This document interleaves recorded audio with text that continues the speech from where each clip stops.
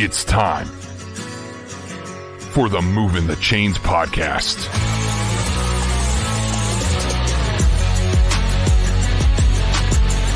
Your home for high school football coverage in the Palmetto State.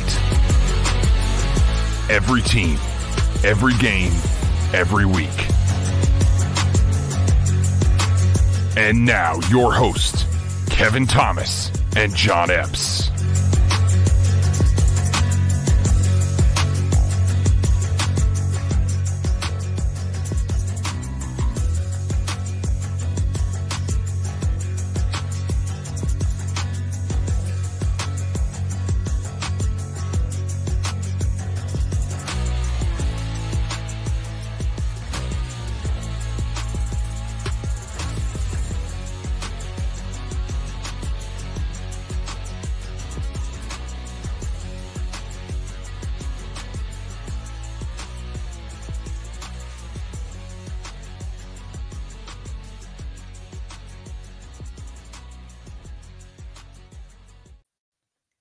Welcome in to Movin The Chains, brought to you by Founders Federal Credit Union. I'm Kevin Thomas alongside John Epps. We got Jarrell Hendricks running the board back there. We are here for our state championship preview show. John, hard to believe we're at this point, man. We got 5 great matchups. You know, the old weekend of champions, as I still like to call it. I don't like to call it that anymore, but a lot of really good ball games on deck this weekend. Yeah, it's going to be really fun. Spread over 3 days, Thursday, Friday, and Saturday. Over at Dawson Stadium, right? Over in Oliver C. Dawson, yep.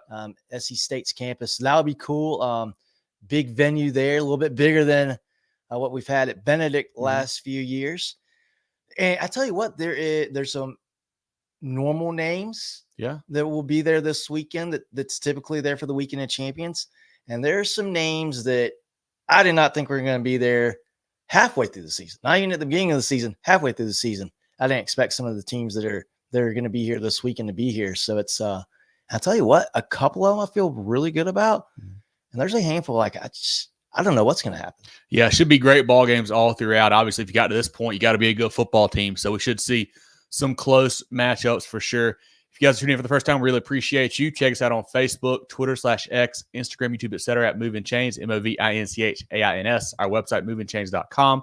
Our podcast on Apple, Spotify, Google, and more. We do a weekly preview show on Facebook and YouTube Live about 7 o'clock on Tuesday nights throughout the year. We preview that following week's games. It's a lot of fun to have you guys comment and interact with us on there. We do a weekly recap show. It comes out on Sundays on our podcast platforms. We do a Friday night spaces throughout the year, basically a scoreboard show. We probably won't do one of those this week, but we'll do that throughout the year next year. And we're talking this off air, and you guys give us your feedback here. We may do a live recap show next Tuesday if y'all be interested in tuning in for that. So definitely give us your thoughts in the chat. Let us know if you wanted to watch that or not. We may do it, we may not. We'll see how that goes. Before we get into it, John, once again, always get your MTC merch. We got lots of good hats, lots of good beanies, gray, black, all kinds of different colorways for the hats, Richardson hats. Really high-quality stuff. We've got hoodies, gray hoodies, white hoodies. John's wearing the white one, or kind of lightish gray, whatever you call it right now. Yeah, I love this hoodie. A gray version as well. Super, super comfortable stuff. The holidays are coming up. Buy something for the MTC fan in your life. Love to have you guys support us. Would really appreciate that. But get it there. It's on all of our social pages. We got pictures on all of our social pages. You can also email mtcgear.sc@gmail.com. That's mtcgear.sc@gmail.com. John, this is a week, we do our shows on Tuesday. We talk about, I wish we were waiting until like Thursday, because some of these games, I just don't know where I want to lean in these. I mean, they're going to be great matchups, but will be a lot of fun. Let's start. All these games this week are games brought to you by CONA, of course. CONA.care for all your information. Let's start with the big boys. 5A this week. We've got a rematch, a region rematch here at that. Dutch Fork at 9-5, taking on White Knoll at 14-0. These teams played back, I think maybe the first or second week of region play. White Knoll won 17-14 in that ball game. That was really before Dutch Fork kind of, turned around their program this year and things like that. But was a really tight game there last week. Dutch Fork, last second field goal. They knock off JLN 31-30. White Knoll, they kind of stopped that high-powered Somerville offense, beating 21-14. Do you think White Knoll can, repeat their win from back in regular season, or do you think Dutch Fork kind of gets some revenge here in this matchup in 5A?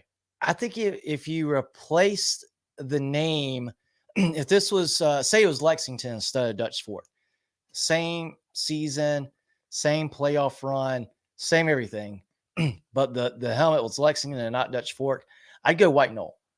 This defense for White Knoll has just been incredible all year long. They have stymied everybody they played.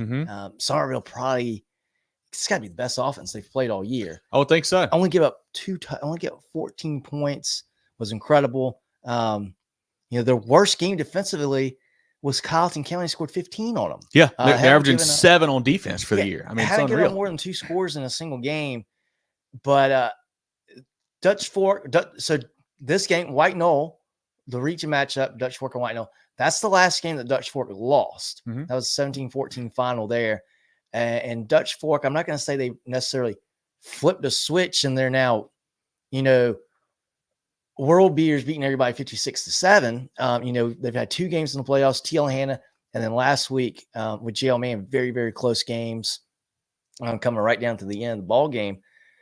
I just think this Dutch Fork team, they know how to do this. Obviously they know how to get here. They've gotten here again in what you could say has been maybe the worst Dutch Fork team they've had in the last, I don't know, 4, 5, 6 years. And here they are. They've lost 5 times this year, and they're in the weekend of champions again. They got a chance to win the state championship. I think this game is going to be another probably 17-14 type game. And I just see Dutch Fork making that one play at the end of the game to win the game. I'm not so sure. I don't know that they're the better team, though. I think White Knoll might be the better team. I just think Dutch Fork, like they've been doing in the playoff run, a way to just win this game, make that one extra play. And hats off to Dutch Fork, ESPN top 10 catch. Mossed last Friday. That was awesome to see. Great to see that for Dutch Fork. But I like them I think it's a one-play game, and I think it's a low scoring. I don't know if either team scores 20. I think would not be surprised if we see another 17-14 game, but I see it going the other way this time with Dutch Fork. Dutch Fork averaging 33 on offense, 16 on defense. Here's the problem for the Silver Foxes, the quarterback spot. John Hunt, injured early in the year. Ethan Alfing plays. John Hunt comes back. He gets injured again. Ethan Alfing comes in. Last week, Ethan Alfing gets injured. John Hunt comes back in the game. The health there worries me, John, because, you're going to have to score some points at some point to win this ball game, of course. And I'm worried about the health of the quarterback there. Running back Trenton Lodge had 9 carries for 96, 2 touchdowns last week. Jacob Hamilton's a big player receiver outside. You mentioned Boykin Bickley, the TD catch that made the Sports Center stuff there. Defensively, Tyler Jones, Deion Winsley, Bryce Nuttall had 11 tackles, 2 TFLs. Riley Salters had 12 tackles, 2 TFLs. Dakota Jordan had 3 TFLs. The kicker, Justin Welch, game-winning field goal last week, made it twice. Joe Man called a timeout on the first, and they made it again. He is a clutch guy there. Dutch Fork going for their 7th title in 8 seasons. Pretty hard to believe. I mean, that's pretty much a domination right there. White Knoll, 38 on offense, 7 on defense. Quarterback Landon Sharp, 2 touchdowns again last week. Gets it done running and throwing. The running back Tion Fain's a big playmaker for them. Wide receivers Earl and Cunningham. Defensively, Kimball, Banks, 12 tackles last week. Dominic Ayunga, Burgess, 12 tackles last week. And then Nick Pelham, the head coach, done a phenomenal job there. They're just, I think, 3 years removed from a winless or a one-win season. He comes from that Tom Knotts, coaching tree there, getting to go up against Knotts in the state title game. That is really, really cool. One thing we haven't mentioned as well, possibility of rain in the forecast. Could be a nasty weekend down there. I'm going to go White Knoll because I trust the quarterback. I trust Landon Sharp more. And it's not, I like Ethan Alfing. I like John Hunt. I don't know what the health situation is for Dutch Fork. That's what's leaning me to go to White Knoll. I like their defense. They have been locked down all year long. And, you mentioned holding teams to high of 15 points this year. Somerville last week to 14. And that is unreal. I mentioned 4 or 5 names, and I feel like each game is somebody different who's making huge plays to win ball games for them. Yeah, they are absolutely incredible team. Excellent defense. They're big, but they play fast. They are. You get a chance to go to one game this weekend, or see one team this weekend. I think White Knoll. Well, gosh, I say that, and then I think about how electric Westside is, how they play, and how awesome South Florence is as a team. Go the whole weekend, really. But seeing this White Knoll defense and the way how the size and the way that they move, it's very impressive. The size and speed that they have. It should be an incredible game. Don't go and expect them to see the scoreboard lit up, but that doesn't mean it's going to be a bad game. It's going to be a big time, big physical game. Yeah, and I would say I would like White Knoll even more if they hadn't already played once. It's hard to beat a good team. Too. Hard to beat a good team twice. Tom Knotts is a very great, very good football coach. Obviously, I'm sure he picked up some things from that ball game. He'll be able to switch and adjust and whatnot. And I said I'm leaning White Knoll because I like Sharp. I like the quarterback a little bit better there for them. I think close ball game, but I think White Knoll and the Timberwolves get this 5A title this weekend. I believe it. Drill, your thoughts on the game and thoughts from the chat on this one. Yeah, I'll keep it brief, but I definitely just agree with what John said. I think White Knoll is the better team, but I think that Dutch Fork's going to win the game. And I don't really it's like picking against, like Alabama. It's like picking against, the Patriots in their prime of their run. Sure. It's just hard to bet against Dutch Fork. I love this White Knoll team. We saw them for a half. That's how good they are. We only saw one half earlier in the playoffs. They're fantastic. Like you said, Coach Pelham has done a fantastic job with that program, but I just can't pick against the standard. And I think that Dutch Fork wins a low-scoring game, and it's going to be nasty conditions probably, like you said. Hashtag greatest story ever, man. I think I said it on the recap show. I feel like almost kind of a team of destiny vibes right now, the way they're winning these games. TL Hanna misses a short field goal late that would have tied it. Yeah. They make a field goal, come back from a 9-point deficit with a couple minutes left last week to win with injuries all around. Playing great football, man. It's a great story, too. You get to play against a team from your region in a state title, a guy that was on your staff several years ago. I mean, it's a storybook type run for Dutch Fork, but I'm leaning because of Landon Sharp. I think the kid makes plays, man. I think they win this ball game. Yeah, I'm not going to argue. I got to go the other side. If White Knoll wins the football game, it's going to be that defense. I think that's what's going to carry them. And the way they shut down Somerville last week, just shows how good that team is on that side of the ball. But let's take a look at some comments. I'm just going to go in order. We got a good bit. Yeah, Peyton says White Knoll win in state. Chris says, "What's up, guys?" Chris, good to see you, buddy. Thanks for being in here. Brandon says, "Yes, recap." Okay, perfect. We'll look at that for next week then. Appreciate that. Jerry says, hat and beanies are solid. Nice. Thank you, man. Appreciate you. Good stuff. Nathan says, do a show and have your game of the year, etc. I like that idea. Yeah, we'll work on some different stuff. Upsets. That would be cool. Good idea there, Nathan.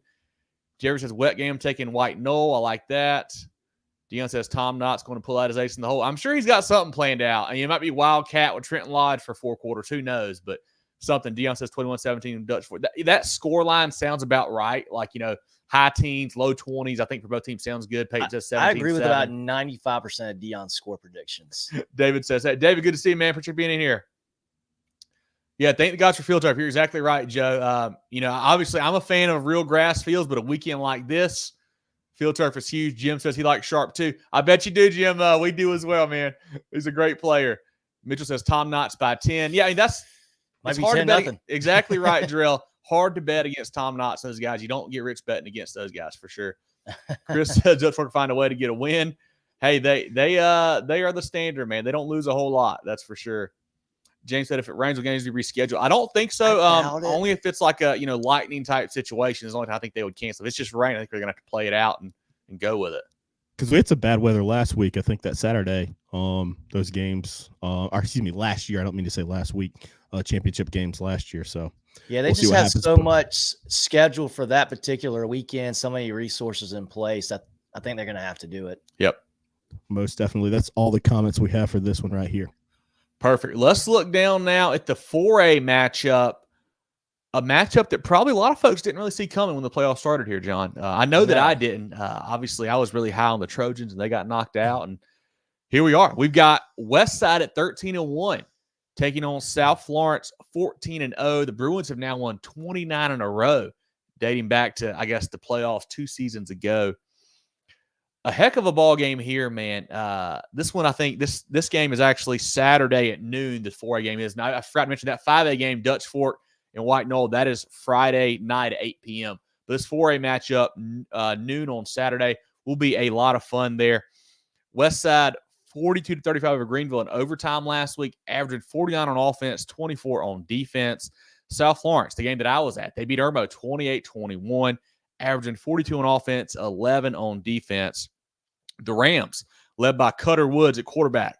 Power 5 guy. Really, really good signal caller back there for them. Running back, Sherrod Richardson, DeMarco Evans. The wide receivers, Jamar Boston, NC State commit. Josh Williams, he's an East Tennessee State commit. He's a big-time player as well for them. Defensively, Zeke Marshall is a force on the back end. Boston playing in the secondary as well. South Florence, led by athlete Cyree Livingston, 159 on the ground, 2 TDs last week. He just really came on in the playoffs, John. They had Jaden Sellers doing a lot of the stuff earlier in the year. He got hurt. Livingston has stepped in and done a phenomenal job there, kind of running that wildcat for them. Running back Zion Gilbert, 158 and a touchdown last week. They've got a great offensive line. They've got a great tight end / H-back with Rodney Lazane, who's a key kind of blocking for them. They got a new quarterback, Messiah Jackson. They're working him in, but he's not really throwing many passes. He just doesn't have to with what they can do up front and with that ground game. Defensively, man, they have so many guys Amari Adams, Reeves, Derek Goodman, Terrence Moore, Shantuan Harkless, Quincy Rose Jr., Terry Gordon. They have stud after stud. This game is going to be, I feel like, kind of contrasting styles here, where South Florence really, really good on defense. Westside really, really good on offense.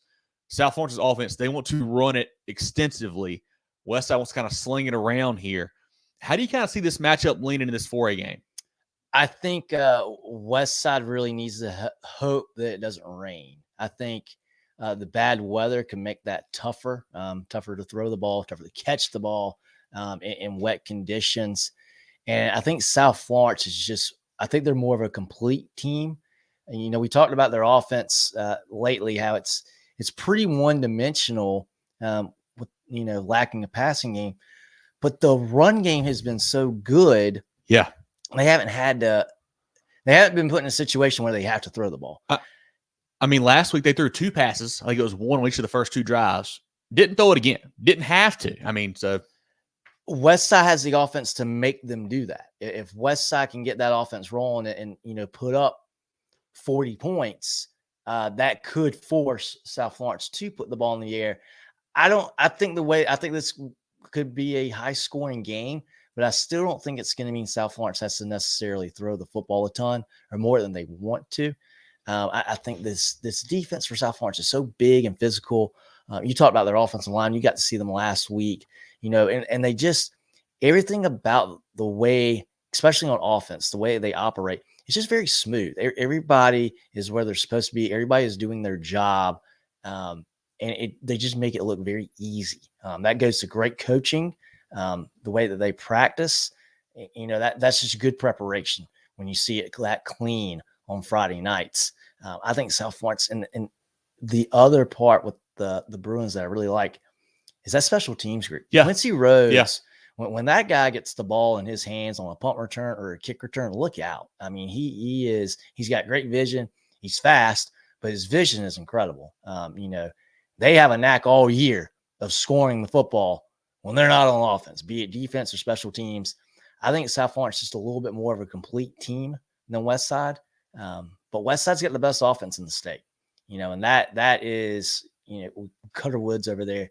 The guy's got over 3,000 yards passing this season. He is electric. Tank Boston's awesome player as well. It'll be a fun matchup with that good South Florence defense and that Westside offense going together. But I think South Florence is the better team. I like the Bruins to repeat the state champs. I feel like what worries me on the West side of things, obviously, they're known for their offense. They're not known for really playing great defense. And South Florence wants to run the ball. Westside just gave up 8 touchdowns, 300 plus to Trayvon Dunbar 2 weeks ago on the ground to another team, Midland Valley, who did not want to throw the ball at all. So that worries me. But they do have a lot of experience. They faced, TL Hanna this year, who wants to run it extensively. They faced BHP. They faced Abbeville, all teams that want to run the ball. BHP beat them too. BHP beat them, but they did beat the other 2, and then they obviously beat Midland Valley as well. So while I say that, I don't think that South Florence has faced a pass offense like Westside either. So that's another. It's gonna be another new test for them. Even in their non-region games and their region games, nobody who they played wants to throw it around like the Rams do. So I think that can cause some issues for them. One thing about South Florence, I'll be interested to see if they want to kind of bring pressure and try to get to Woods, or if they play more of a cover 3 kind of soft zone look, or what they're going to do. I don't know. Mission strategy there to see how that goes. I do think both teams can score some points here. I think the thing for Westside is they can't let South Florence get an early lead, because they do.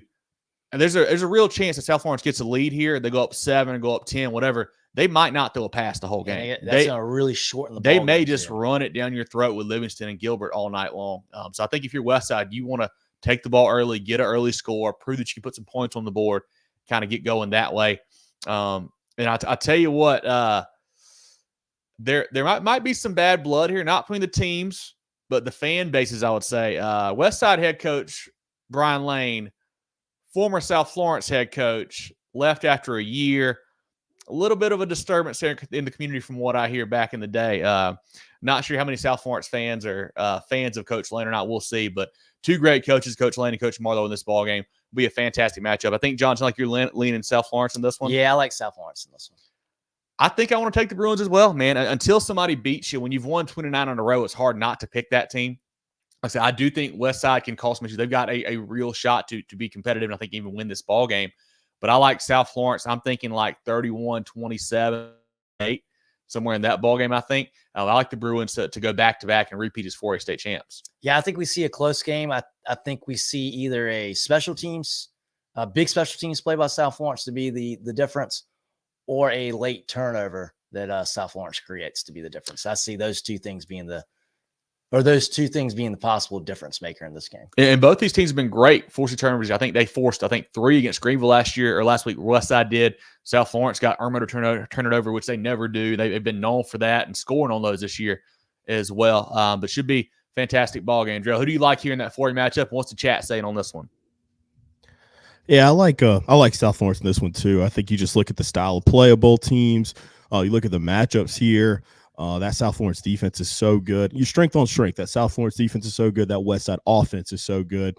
But I think for Westside, the key to the game is they have to get out to a big lead. They're going to have to get out like 14-point lead and force South Florence to try to stretch the field, because if South Florence is able to get into that ball control, style of play where they can just run the football, run out of Wildcat, it's going to be a long night for Westside. I do like how Westside's defense is opportunistic. It seems like they're constantly forcing critical turnovers, not just a regular turnover, but ones that change the game.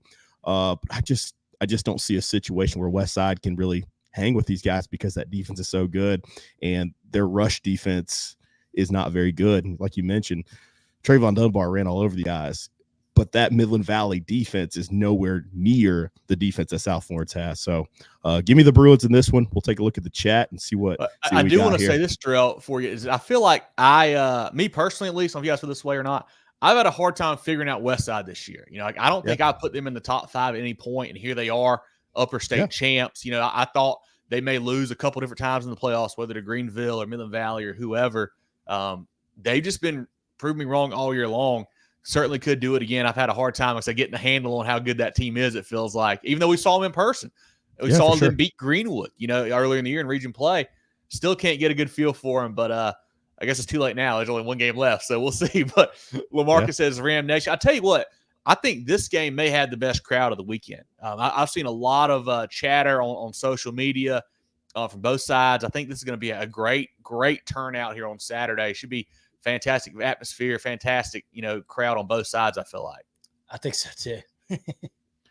DJ Loud says, let's go Westside.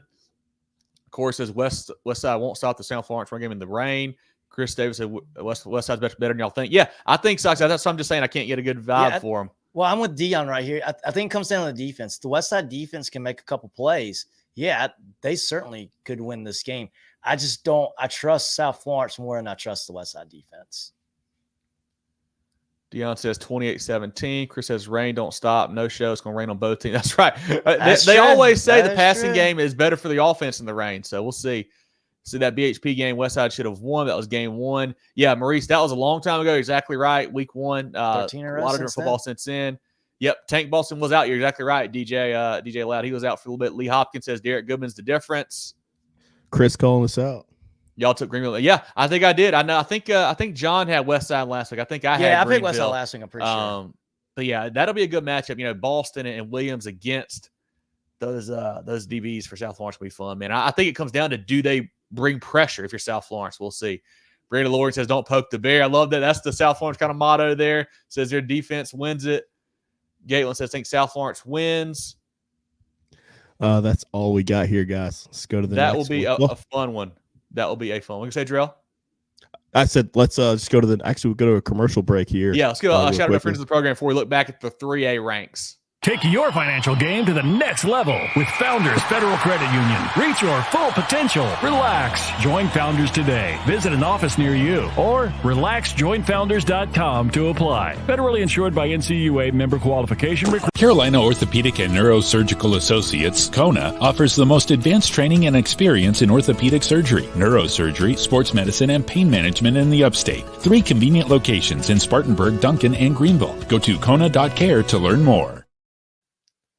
Let's look down now, John, at the 3A matchup, a big-time game here, a rematch of the 2020 and 2021 state title game. That's Daniel, the Lions out of the upper state at 14-0. They will take on Camden, the Bulldogs out of the lower state, who are 11-3. This ball game is the nightcap on Saturday, 7 p.m. on Saturday for this one. Daniel, in 2020, they won that ball game 53-31. In 2021, they won 45-20. I'm expecting a much closer ball game this week, I think, John. Yeah, and both of those games in the first half, Camden was right there. And then the second half came and, either Daniel got the ball to start the half and they scored right away, or it just in the second half, Camden started to press a little bit in both games, and they could not keep up with the Daniel offense. I know Jarrell was at that Daniel game last week. I don't know if this is the same Daniel team that we've seen the last, handful of years. Trent Pierman, Myson Kelly, incredible talent on the offensive side of the football for Daniel in the past. I don't know if they have a Myson Kelly or Trent Pierman or and the other receiver, the big guy, Eli Merck. I don't know if they have those guys this year, but gosh, nobody's beat them either. They've been doing what they always do when they get into the playoffs, and it's just winning. And they've been winning pretty big. Up, last week was a tight game, but up till then, they wrecked Chester. They've kind of had their way through the playoffs too. Camden pulled off. They put the fire out last week. Yeah, beating Brooklyn Casey, beating by a couple scores, which I actually picked Brooklyn. This is the one time I picked Brooklyn. Camden really sorry, Bearcats. Really controlled it the whole game, it felt like. Yeah.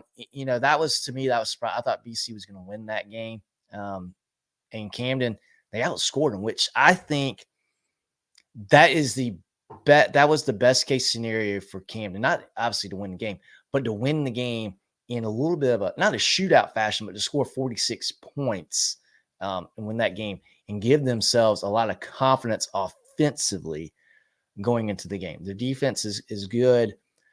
I think it's going to be a little bit of a shootout on a Saturday night for this closing game. This could be the most exciting game of the weekend, honestly, because of the offense. May ran over there. Grayson White's had an incredible season, incredible career, both sides of the football for Camden. I see this being a really good game. I think it will be a closer, more competitive game. I think this will be a game in the second half. I think this Camden offense is better. I think the Camden offense is going to have the ability not only to run the ball, but I think they have a good ability to throw the ball this year, whereas maybe they did it in 20 and 21. I think that's going to help out Camden a lot. I just don't know. It's kind of like the Dutch Fork phenomenon. I just can't really pick against Daniel. I think Daniel is going to find a way to win the game. I don't know that Camden has any stigma against Daniel in far as, hey, boy, these guys always get the best of us when we play them. But it's got to be in the back of your mind a little bit. Not for the players, but, just for that sideline as a whole. I'm hoping for a really, really good game. I just think Daniel makes one more play and wins the game. I kind of have to go with them until I see anything different. I hope we have a great game. I hope it, is a toss up at the end of the game, but I'm going to go with Daniel just because I can't go against him until I see Camden beat him. And that could be Saturday night. That could be. Daniel last week defeated BHP 28-23, averaging 49 on offense, 11 on defense. Quarterback Colton Chapman, 226 total yards, 3 touchdowns last week. Running back Shakari Bennett and Torrey Shaw receivers Nix and Chancellor. Offensive line led by the Mr. Football finalist Watson Young. Defensively, Ty Plumlee, 11 tackles. Ben Joplin, Spencer Kahn, 16 tackles. Jackson Howell, Isaac Turner, 10 tackles. A team that is just, like you said, John, had not played really a close game until last week. We dominated everybody and kind of, you don't want to say snuck out at this point in the playoffs, but they had a real shot to lose that game to BHP. They had the ball inside the 5 and fumbled there. But, hey, they caused the turnover. They fell on it, Daniel. Big win for those guys. Camden, 46-30 over BC, averaging 40 on offense, 18 on defense.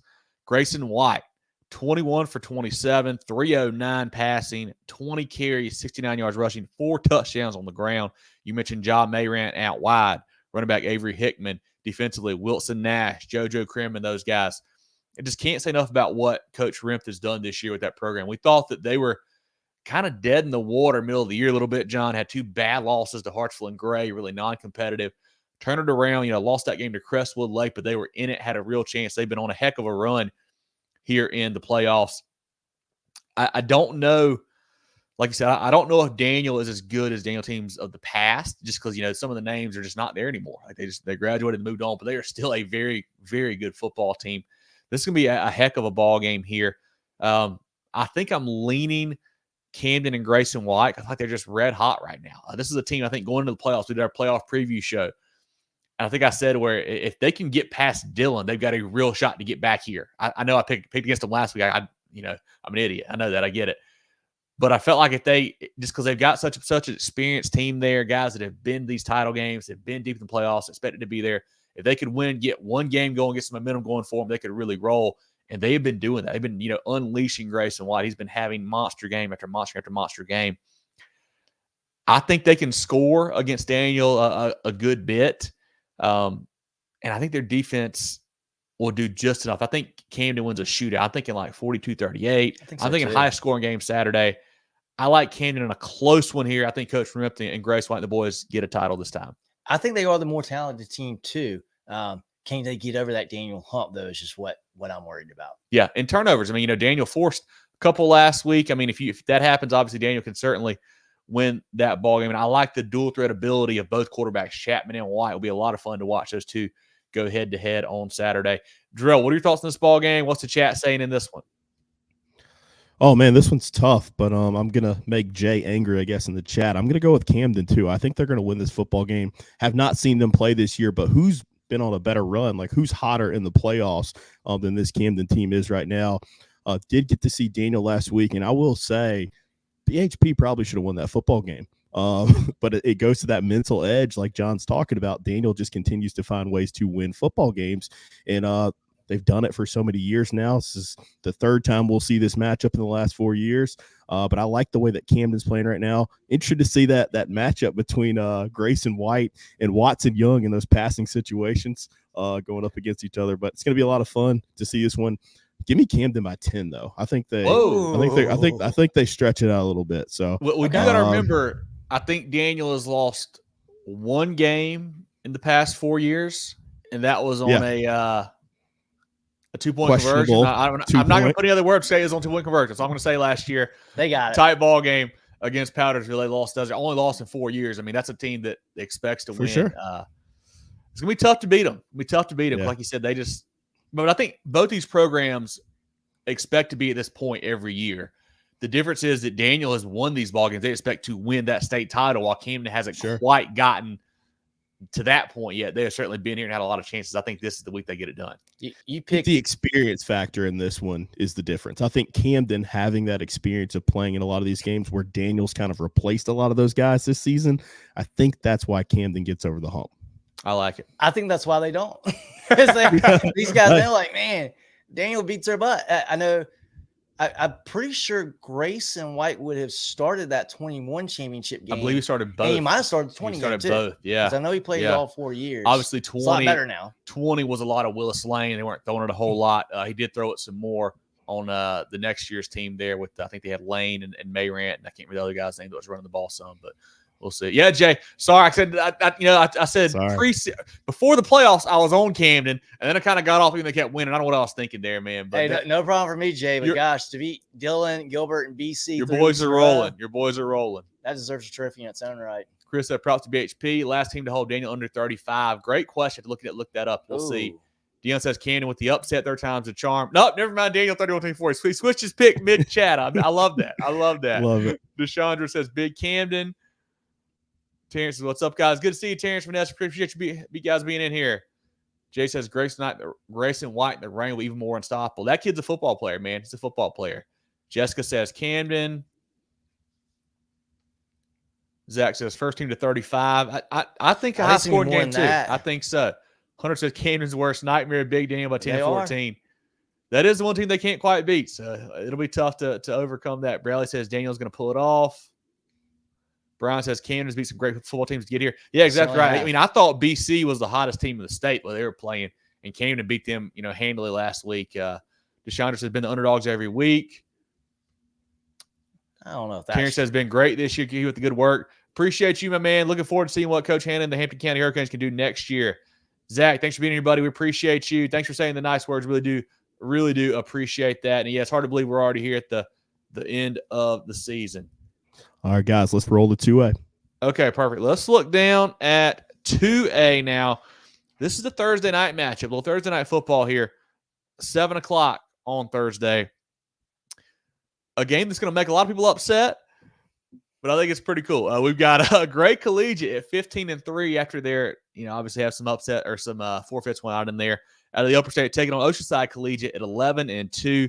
Great Collegiate, 27-12 over Abbeville last week, averaging 43 on offense, 29 on defense. Oceanside, 42-21 over Hampton County, 31 on offense, 8 on defense. These are two teams that are, I think, really good. And they've been, as far as non-region schedules, these guys probably played two of the toughest in the state. I mean, maybe not the toughest, but they're up there. Oceanside played the likes of Carolina Forest, South Florence, Sumter, outside of region. Great Collegiate played Camden, Crestwood, and obviously all their teams like IMG and Clearwater and those guys.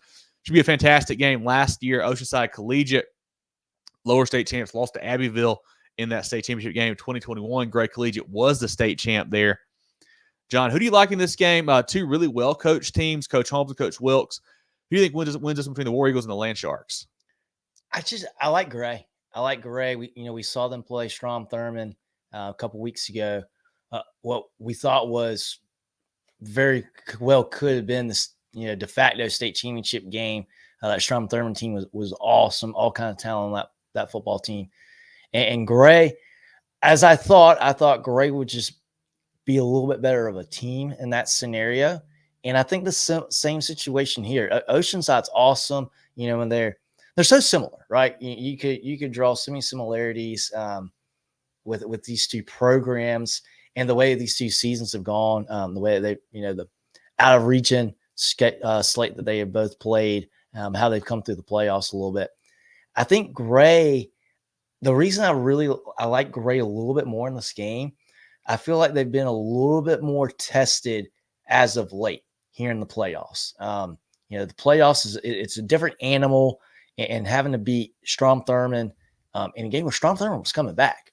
Strom Thurmond had momentum in that football game. They kind of had Gray on the ropes a little bit, and Gray makes a huge defensive play, gets a pick six to seal that ball game, and then win by 2 scores to bounce back, play Abbeville, defeating state champs the next game, turn around, control the game against Abbeville, a very, very good Abbeville team too. I just think Gray is a little bit more tested as of late. I think that's going to help them in this game. And I just think they're just a little bit better than Oceanside. Great Collegiate led by quarterback Tyler Waller, 13 for 21, 178, 2 touchdowns last week. Running back B.J. Montgomery, 192 all-purpose yards, 2 touchdowns last week. Caleb Ford also running the ball. Receivers, Jamarius Lockett, 6 for 105 and a TD. Zay Alford also as a threat out wide, the SC State commit. Offensive line led by App State commit JT Sowell. Defensively, Rylan Cunningham, Michael Bulware, 16 tackles last week. A Bulware, a name that everybody knows, and you know that's a Bulware. He can play defense, John. We know that for sure, and he gets after it there for the War Eagles. Kane Williams, 12 tackles. Zeb Taylor, Blake Croft, 7 tackles. Justin Pauling, Ethan Razor, 10 tackles. Oceanside Collegiate, led by freshman quarterback Aiden. Drill and I had a hard time listening to the recap show. I don't know if it's Manavian or Manavian. Either way, he's playing good football right now for Oceanside. I have to find that out on Thursday. 9 for 16, 230, 4 touchdowns last week, John. Big-time athlete Will Virgilio getting it done, running the ball and throwing and catching and throwing it as well for them. Receivers Moscos and Gasper had touchdowns last week. Running back Trey Brown. Up front, Ben Britton's a big-time player. At linebacker, we got Miles Robinson. Both these teams are really good on special teams. Oceanside Collegiate, they had a huge block punt for a touchdown against Camden County last week to kind of flip that game. They also forced a fumble on a kickoff return last week that kind of really gave them a lot of momentum in that big win over the Hurricanes. And then Gray Collegiate, B.J. Montgomery, touchdown in the kickoff return game last week. In that Strom-Thurmond game, he had a couple close ones as well, it felt like. So two teams that are really solid in all three phases, it feels like. I like looking at the matchup. I think I like Oceanside's defense a little bit better than Gray's defense. Very close, though. And I think I like Gray's offense a little better than Oceanside's offense, if that makes sense. So I think both teams kind of has a side that I'm leaning a little bit one or the other on. I think I got to go Gray Collegiate. I trust the offense a little bit more. I still worry about a freshman quarterback for Oceanside. How is that going to come into play? I think the War Eagles, man, they're on a mission right now. What they've gone through this year has kind of really brought them together as a team. It feels like, all the travel they've had to do and things like that. I think Coach Holmes will have a good game plan together. I know Coach Wilkes will as well. I mean, these two guys that are two of the best in the business. I mean, they do a phenomenal job both sides of the ball with what they kind of do to figure out matchups and whatnot. But I like the Gray Collegiate War Eagles in a close ball game, I think, on Thursday night. And, BJ Montgomery could be the difference in the special teams department. Very impressed with him. And that Strom-Thurmond game we saw, it should be a great ball game. And a little fact checking from before, last team to hold Daniel under 35. So the last team to hold him to 35 was BHP in 21. Last team to hold him under 35 was Wren, October of 2020. They beat Wren 30-10. So, love it. Yeah, it should be a phenomenal ball game. Two great programs. So I think I like that Gray offense a little bit more than I like Oceanside right now. I think it's the difference maker for me. But it could come down to a kickoff return, block punt, whatever. You never know in those situations. But looking forward to that one. Should be a great game on Thursday night. Drill, your thoughts from the chat on that one. The game that everybody was wanting all year, the charter school championship here. Give me Gray. I like the offensive playmakers just a little bit more than what we got in Oceanside. It's going to be an absolute war in the trenches there on both sides of the lines, a scrimmage. But I think Lockett and Offord and B.J. Montgomery are just going to be too much. And I like the quarterback position, too, being a little bit more established. Waller's an absolute gamer, man. He has played fantastic this year. They were rotating, and then he kind of just seized that opportunity, taking that QB position over. So give me Gray.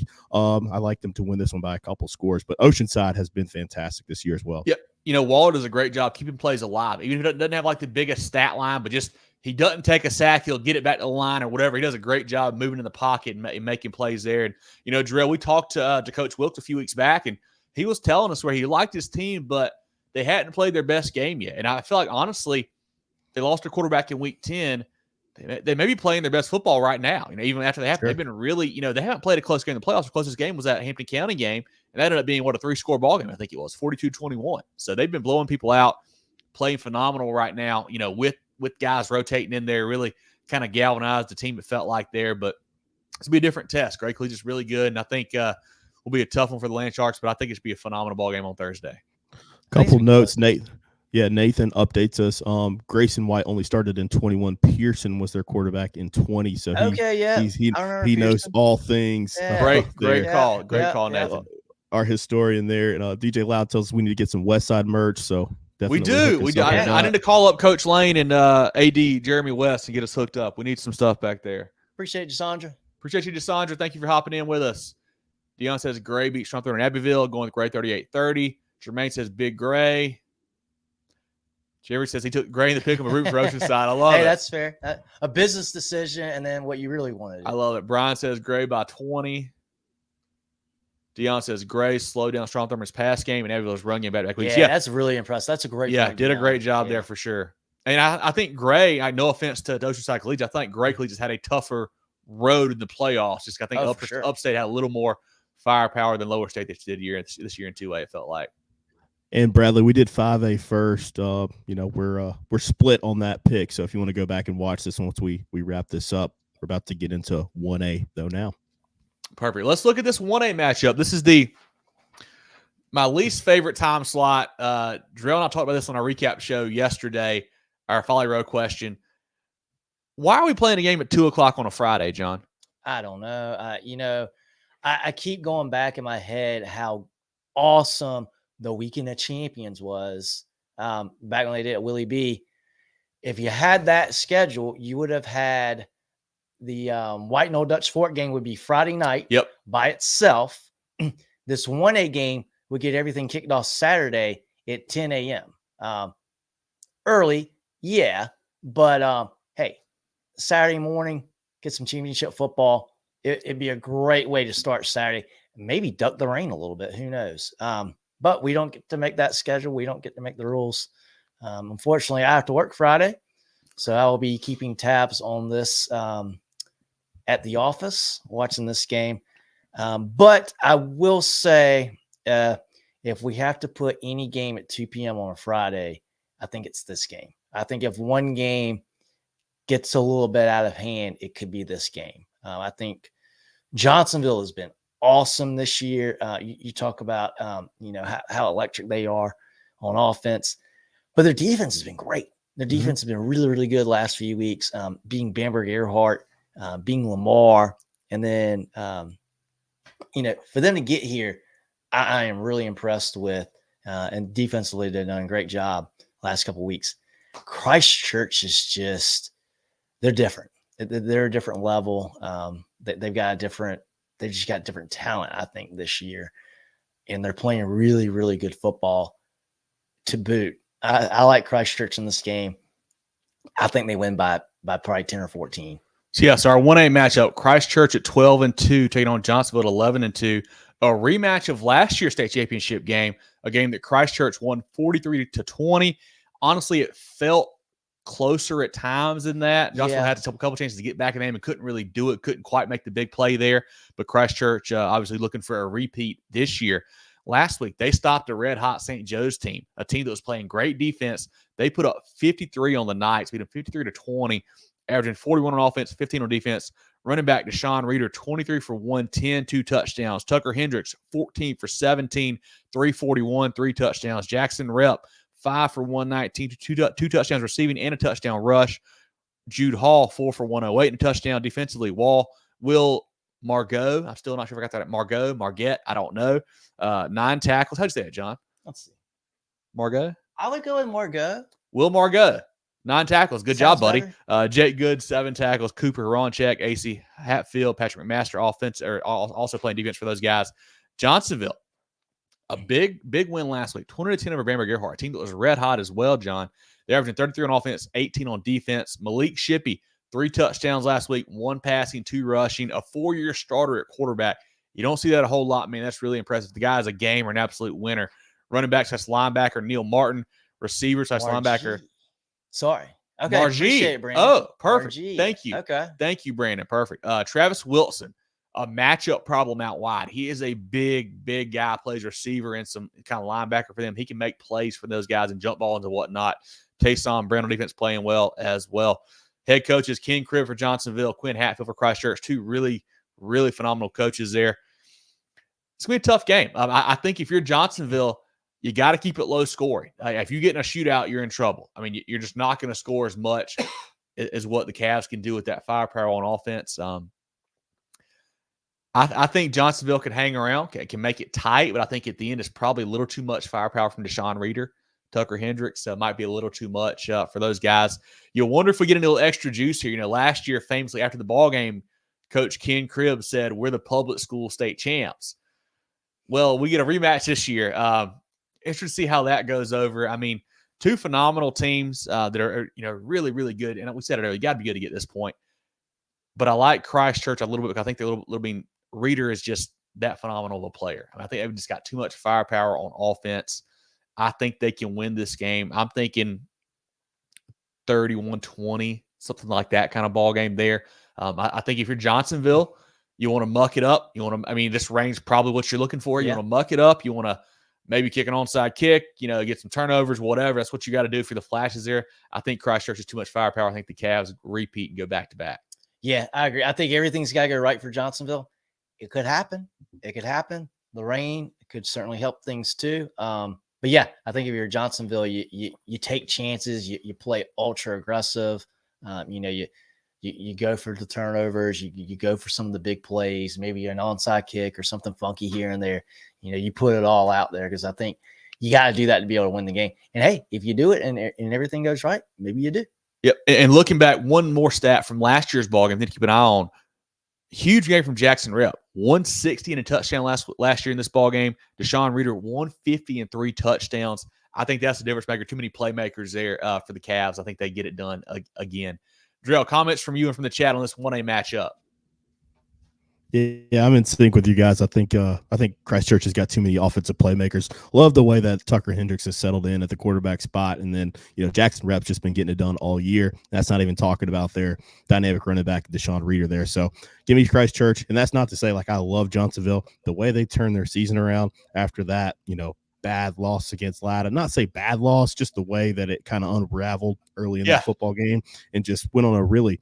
That you could argue that they've been on a run in the playoffs that's been as hot as anybody else in the state, regardless of class. Yeah. Love Malik Shippey. Like I said, man, that's a really good team. But I just think Christchurch is just too good here.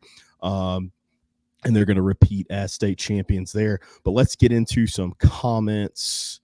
Got Dion with the prediction. If I can get my computer to work. Dion says Christchurch by 14. Yeah, I love it. Brandon says Christchurch runs 1A again. Yep, they are playing great football, Brandon. Thanks to the education, Brandon, as well. That's right. Galen says Travis Wilson, Neil Martin bring the ring home to Johnsonville. Defense will lock them down. I tell you what, Wilson, you guys wait till you see Wilson on Friday afternoon. He is a load. He's a big boy. He'll be a matchup problem for sure. Tyler Saul says Christchurch is a cheat code for 1A. Yeah, they're playing great ball. Galen, you're right. Travis is a monster, man. That play he made last week, right before the half to get that touchdown catch, that changed the game for Johnsonville and helped them win that one. Says Reeder will be locked in. I'd be surprised. If they lock them down, that's going to be big. Yeah, that defense is good. I don't think they're that good. We'll see. Jeffrey says he's going with Christchurch. And want to thank everybody in the chat for helping us with Will Margie on the pronunciation there. Margie. Yeah, sorry. That's 2 weeks in a row I had it wrong, so I'm glad I know now. Man. He has been a phenomenal player for those guys, and I'm looking forward to that ball game. And this is really cool to see a rematch. I mean, it's so hard to get to a state title game, man. Hats off to both these programs, both these coaches, both these players for making that happen back-to-back years. I mean, it is a heck of a run both teams had to go on to beat a lot of really good teams to get here, and it's tough to do for sure. Yeah. Congrats to both of them. I did want to say one thing.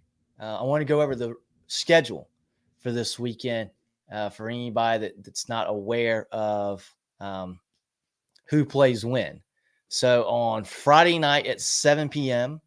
will be the Oceanside Gray. Thursday night will be the Oceanside Gray game at 7. Friday afternoon, we just talked about Christchurch and Johnsonville playing at 2. And then at 8 o'clock on Friday night will be Dutch Fork White Knoll. And then on Saturday at noon, we will have the South Florence Westside game.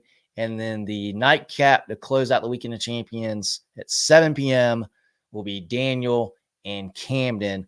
I'm glad that we kept 3A as the closing game, though. I know it's always kind of been that way. It used to be 4A back in the day. But, 3A now.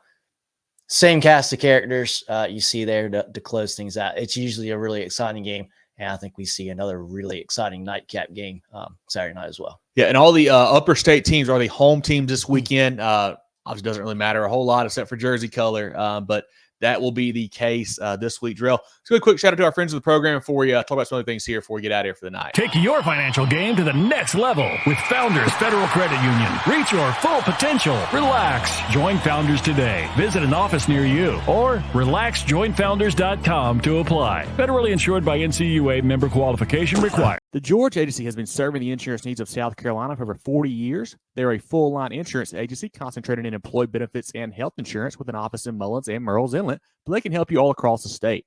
They have clients in Greer, Rock Hill, Columbia, and more, so wherever you are, they can help. Give Bradley, Wayne, Richard, and the crew a call or check them out online at thegeorgeagency.net. That's thegeorgeagency.net.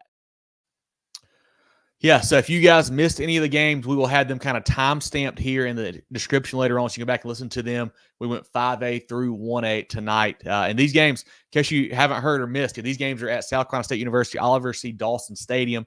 It'll be $15 per game, $10 parking as well down there. So be ready for that drill. Take a quick look at our pick'em winners from last week. Another tough slate, man. I got to give hats off to BH Time, who got a 10 spot. Wow. Awesome job there. A lot of folks with 9. John and I with 7. Darrell with 6. Great job there. And then who is leading going into the state championship round? We've got BH Time with 32. Anybody's game. A lot of folks with 30 and 29. I'm with 26. Darrell 27. John with 18. The tiebreaker, guys, if there's a tiebreaker, we're going to go to the highest picks in the state championship round. If it's still tied, we'll go back to round 4, and then round 3, so forth until we have a winner there. So hats off to everybody for doing that. Get your picks in by Thursday this week. Got Thursday night games. Got to get them in early this week. So definitely make sure you get that done. But really appreciate you guys doing that all year. It's been a lot of fun. I had 180-something people do it throughout the year. It's really cool. And brought to you by Hannah Engineering. They have been great supporters of our show throughout the year. Really appreciate what they're doing. Definitely check out the blog on our website right now. We've got our playoff performers from round 4. A lot of great stat lines across the state. Definitely tune in and check those out. And this week, make sure you send us those stats as well on Sunday. If you see, we'll be at the ball games. We may miss a stat line. So if you see somebody who, balled out, let us know.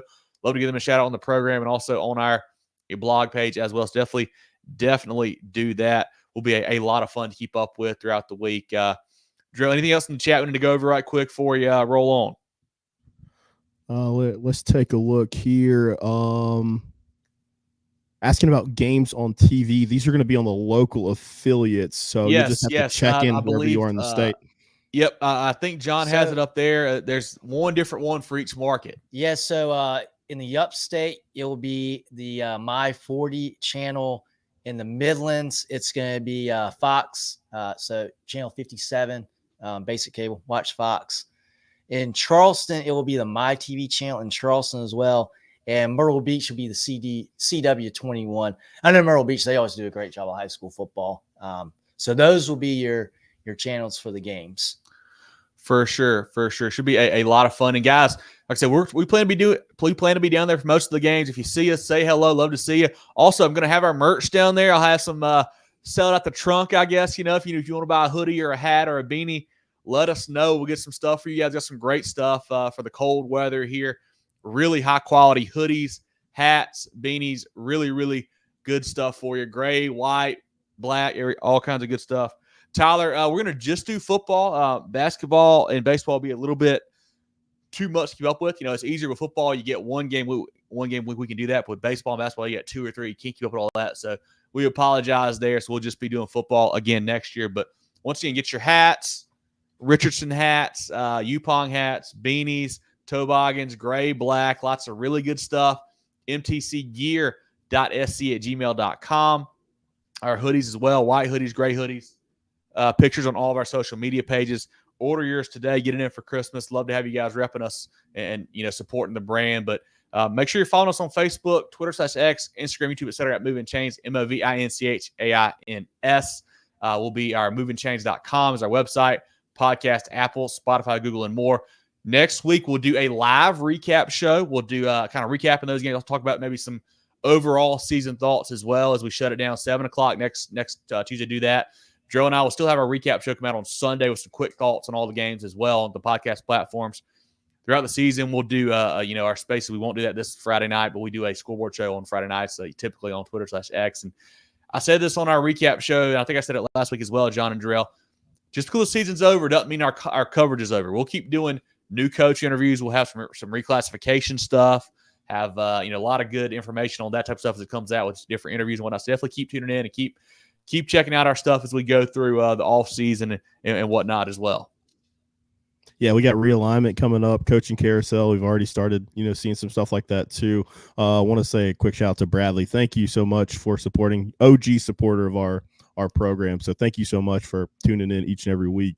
We really do appreciate all of you guys who tune in each and every week. And then Tyler, we're going to be at all 5 games, barring catastrophe. So we can catch up with you at any time. Just hit us up on social.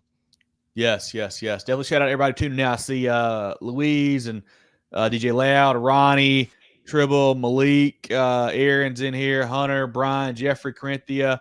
A lot of great fans of the program. We appreciate you guys. It's been a lot of fun this season, a lot of really good stuff, and a lot of good stuff still to come. Like I mentioned, man, we got 5 great ball games this week, guys. I'm so excited to check these out. I mean, it's going to be phenomenal football from Thursday through Saturday. Let me ask you before we get out of here, Jarrell and John, what game are you most looking forward to? Put us on the spot with that one. No pre-production question or anything for us to think about it. There's only 5 choices. Come on, guys. I mean, only 5. Only 5. I think Camden Daniel is the one I'm most looking forward to because I think that's the biggest chance for Camden to get a little revenge. 2 really, really good teams. That one's going to be really good. I'm hoping that South Florence Westside is the most exciting game. I just don't know. If it will be. But Camden Daniel, I feel pretty good about being really electric. Yeah, give me that 4A game. I like these games with contrasting styles like this. And it's a situation too where like South Florence, I feel like has all the pressure. They've won 29 games in a row. Westside has just done their thing in the playoffs, and I love to see when you have a high flying offense that likes to throw the ball over the field with dynamic playmakers go against a tough defense, just to see how that matches up. I'm looking forward to the 4A game.